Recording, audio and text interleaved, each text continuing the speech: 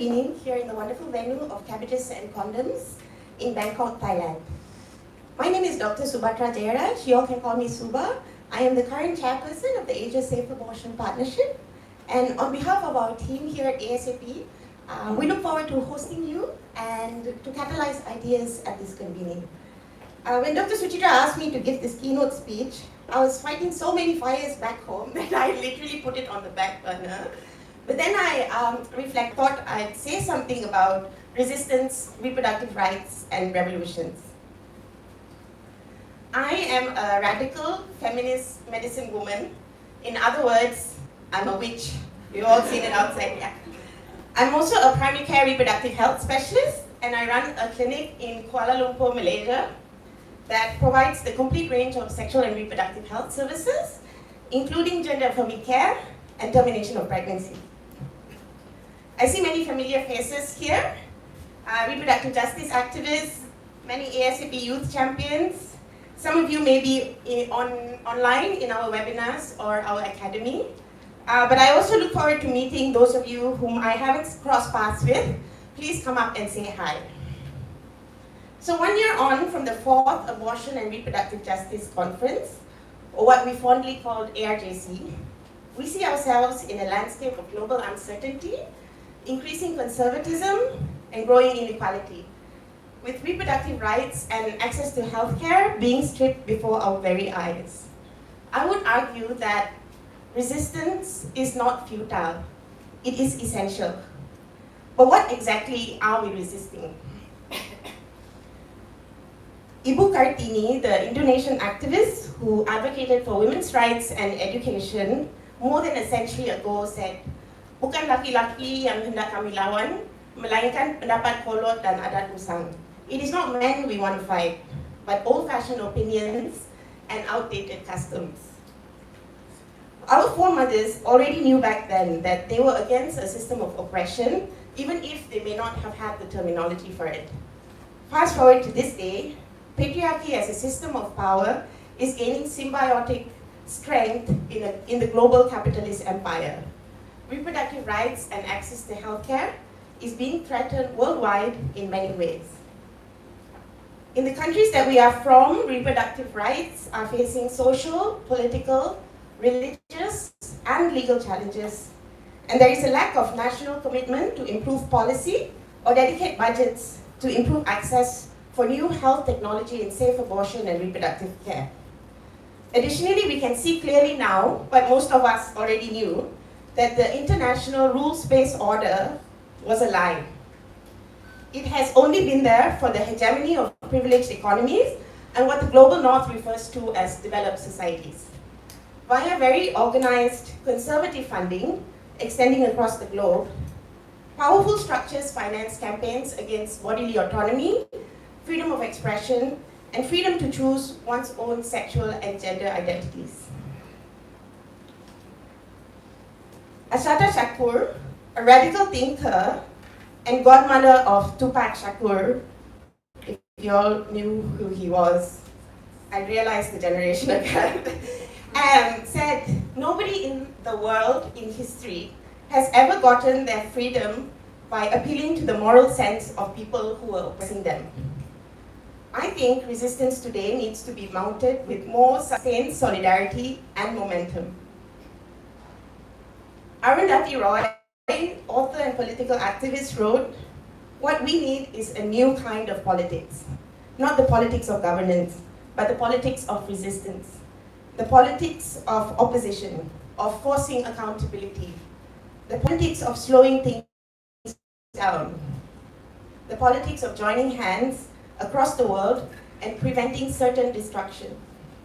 In the present circumstances," she continued, "I'd say the only thing worth globalizing is dissent." She penned this back in 2001, mind you, which continues to be relevant today.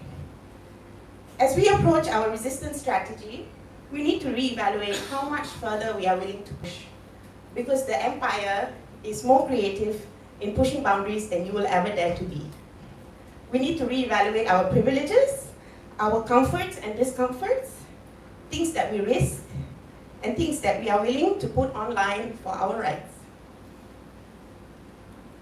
In 2015, Mona Eltawi, the Egyptian-American journalist, wrote her book, Headscarves and Hymens, Why the Middle East Needs a Sexual Revolution.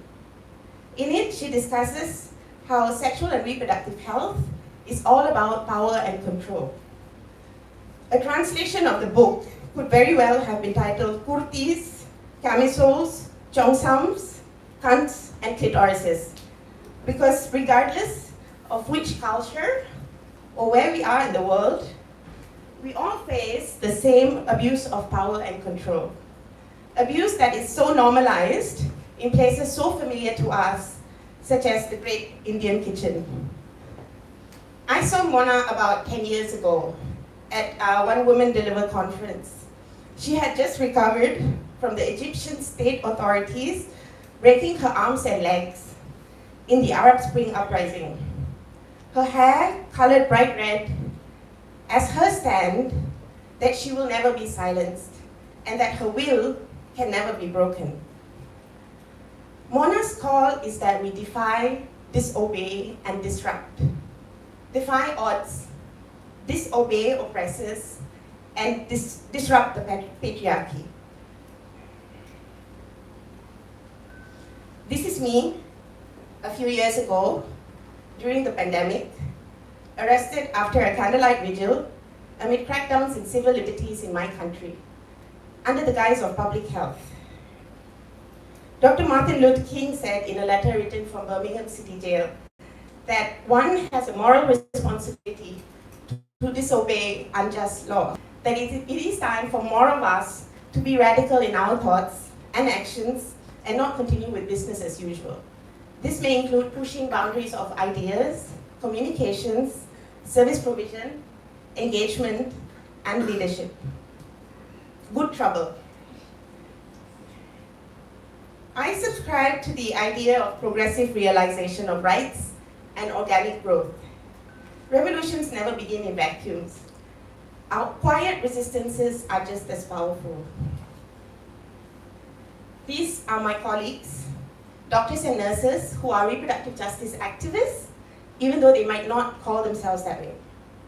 We provide high-quality sexual and reproductive health services for anyone, regardless of their age, gender, sexuality, citizenship, marital status, or clothes that they wear.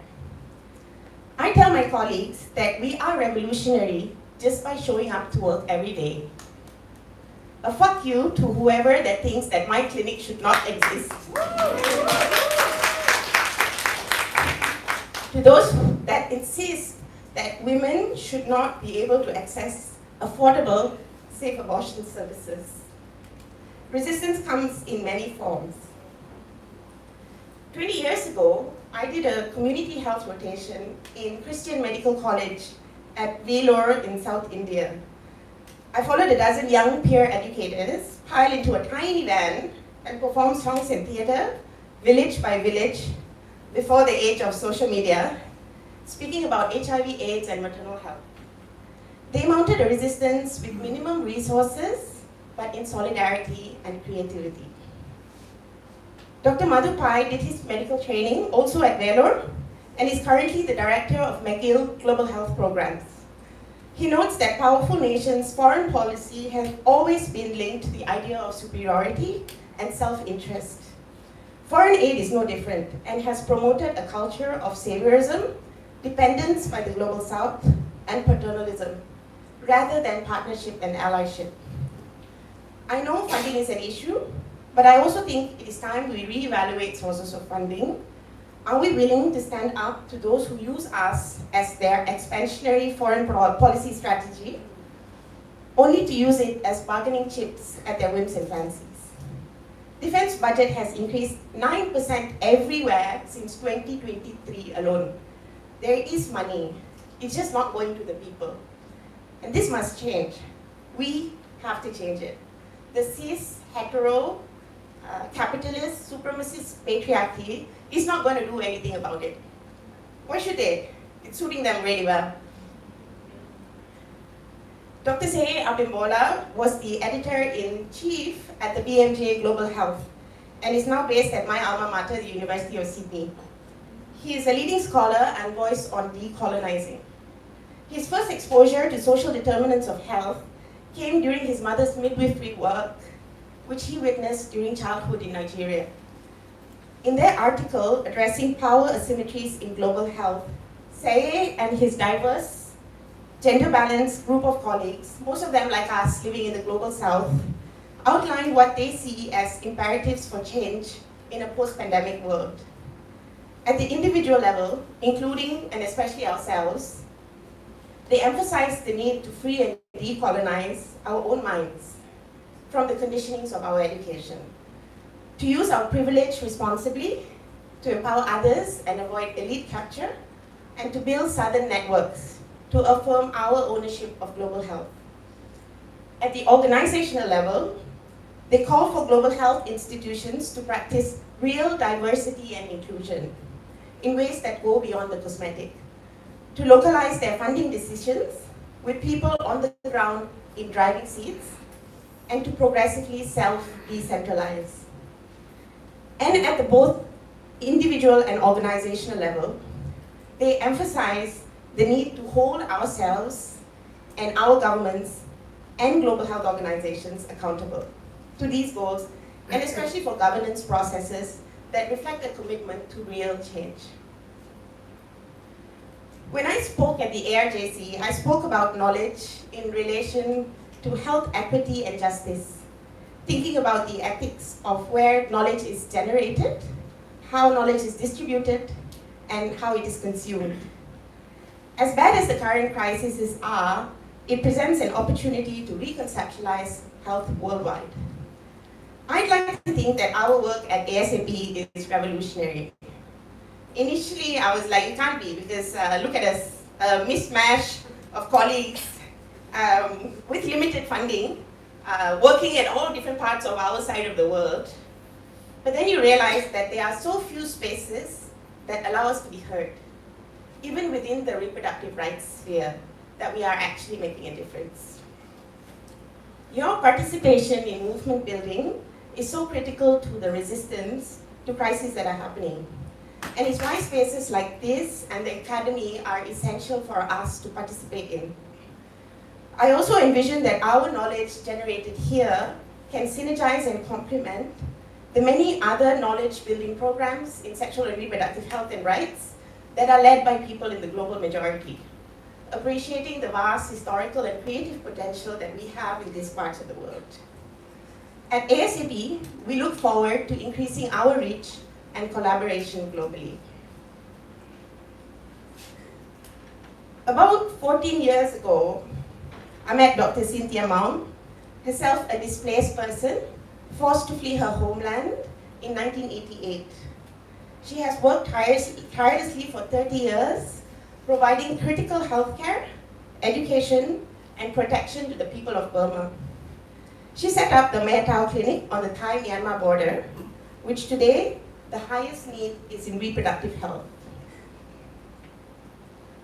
This is when she started her first mobile clinic in 1991, 35 years ago. Sadly, with the ongoing conflict, some areas now remain exactly the same. From Dr. Cynthia, even from our brief encounters, I learned that resistance is not temporary, that it needs to be sustained, and that the journey is long.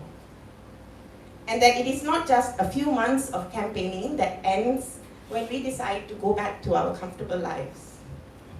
I learned that self-care is important, yes, but the reality is that resistance that ends in revolution are few and far in between. That it is an entire cultural shift that needs to be continuously pushed against established systems of oppression such as the patriarchy. We also need to caution that by revolution, our current reality is not replaced by something that is worse or more unequal. The backsliding and reversal of gains in reproductive rights is a real threat, as we have seen time and time again. From South Korean political activists literally climbing walls of power to protest martial law, to women in Gaza defiantly returning home, we see resistance and revolution resistance and resilience spearheading our revolution. Now, more than ever, we have to act. It is not time to give up hope. It is not enough to only send thoughts and prayers or to like, share, and subscribe. We need to reclaim our spaces. Finally, I take heed from Maya Angelou, who said, "I don't trust any revolution where love is not allowed." My feminist resistance is grounded in love and compassion that I think is less and less felt in the world. A world where many of us remain seen, be it online or in physical spaces, but not truly heard nor felt. Dr. Che Guevara, the Marxist physician, guerrilla leader, armed diplomat, wrote, "At the risk of seeming ridiculous, let me say that the true revolutionary is guided by a great feeling of love. It is impossible," he wrote, "to think of a genuine revolutionary lacking this quality." And despite his critics, including socialists like myself, Che understood that we agitate not because we hate the world, but because we so desperately love it. So, as I reflect on resistance, reproductive rights, and revolutions, I am humbled and appreciative of all my friends, mentors, thought leaders, past and present, with whom I have been privileged enough to meet, to be inspired, debate ideas with, and learn from.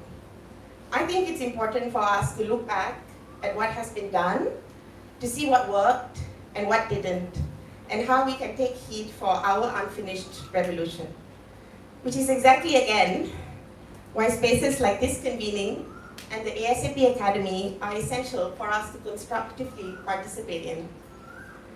The struggle in achieving higher standards of reproductive rights for everyone is long and hard, and God knows it's not going to be easy, but I believe we can see it through together. So, as the great composers in Linkin Park said, our work is 10% luck, 20% skill, 15% concentrated power of will, 5% pleasure, 50% pain, and 100% reason to remember the name. Thank you very much. And have a wonderful evening.